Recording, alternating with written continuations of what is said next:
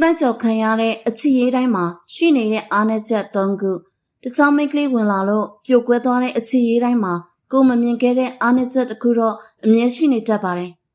အချစ်ရေးတချို့ကတနေ့တည်းနဲ့ပျက်စီးသွားတာမဟုတ်ပါဘူးအေးဆက်လာတဲ့စကားလုံးတွေဂီးမဆိုင်တော့တဲ့အပြုတ်မှုတွေနားလည်မှုလျော့လာတဲ့နေ့တွေကြားကနေအကွဲဆောင်တွေတဖြည်းဖြည်းဆလာတာပါပထမအချက်ကနေယောက်ျားဆက်ဆံရေးအေးဆက်လာခြင်းမှာစကားပြောတာနဲလာမယ်ရံဖြစ်တာများလာမယ်တယောက်နဲ့တယောက်စိတ်ပင်ပန်းစရာတွေပဲပေးနေမယ်ဆိုရင်အဲ့ဒီ relationship ထဲမှာလိမ်မှုတွေဖြစ်လာပါတယ်အဲ့ဒီအချိန်မှာတခြားတယောက်ကနှွေးထွေးမှုတွေနဲ့ဝင်လာခဲ့ရင်စိတ်ရင်သွားဖို့လွယ်သွားတတ်ပါတယ်ဒုတိယအချက်ကတခြားမိန်းကလေးကကိုချက်ပိုအလိုက်သိပြီးပိုမြောက်ပေးနိုင်တာပါ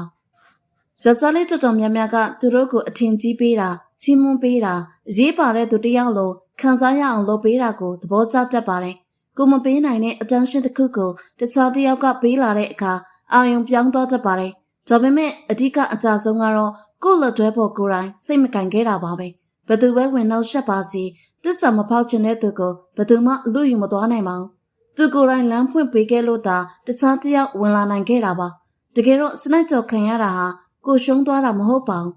သစ္စာမရှိတဲ့လူတစ်ယောက်ကိုအချိန်မနှောင်းခင်တည်ခွင့်ရလိုက်တဲ့သင်ခန်းစာတစ်ခုပဲဖြစ်ပါတယ်